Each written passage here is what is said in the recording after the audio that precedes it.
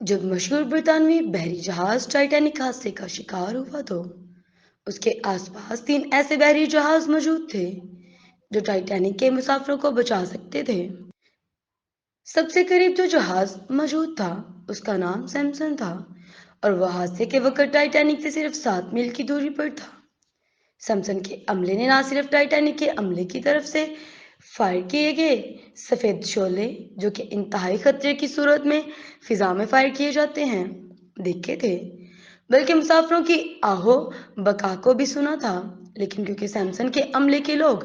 غیر قانونی طور پر انتہائی قیمتی سمندری حیات کا شکار کر رہے تھے اور نہیں چاہتے تھے کہ پکڑے جائیں، لہٰذا ٹائٹینک کی صورتحال کا اندازہ ہوتے ہی بجائے مدد کرنے کے وہ جہاز کو ٹائٹینک کی مخالف سمت میں بہت دور لے گئے۔ یہ جہاز ہم میں سے لوگوں کی نمائندگی کرتا ہے جو اپنی گناہوں بھری زندگی میں اتنے مگن ہو جاتے ہیں کہ ان کے اندر سے انسانیت کا احساس ختم ہو جاتا ہے اور پھر وہ ساری زندگی اپنے گناہوں کو چھپاتے گزار دیتے ہیں۔ دوسرا جہاز جو قریب موجود تھا اس کا نام کیلیفورنین تھا، جو حادثے کے وقت ٹائٹینک سے 14 میل دور تھا۔ اس جہاز کے کیپٹن نے بھی ٹائٹینک کی طرف سے مدد کی پکار کو سنا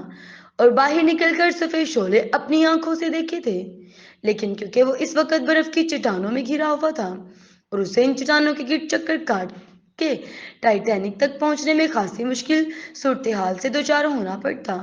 لہٰذا کیپٹن نے اس کی بجائے اپنے بستر میں جانا اور صبح روشنی ہونے کا انتظار کرنا مناسب سمجھا۔ صبح جب وہ ٹائٹینک کی لوکیشن پر پہنچا تو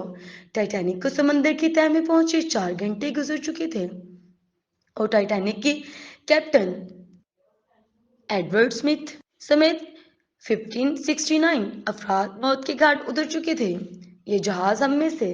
ان افراد کی نمائندگی کرتا ہے جو کسی کی مدد کرنے کو اپنی آسانی سے مشروط کر دیتے ہیں جب تک حالات حق میں نہ ہوں، کسی کی مدد کرنا اپنا حق فرض نہیں سمجھتے۔ تیسرا جہاز پاتھیا تھا جو ٹائٹینک سے 68 میل دور تھا۔ اس جہاز کے کیپٹن نے ریڈیو پر ٹائٹینک کے مسافروں کی چیخ و پکار سنی۔ صورتحال کا اندازہ ہوتے باوجود اس کے کہ یہ ٹائٹینک کے مخالف سمت میں موجود کی طرف جنوب کی طرف جا رہا تھا،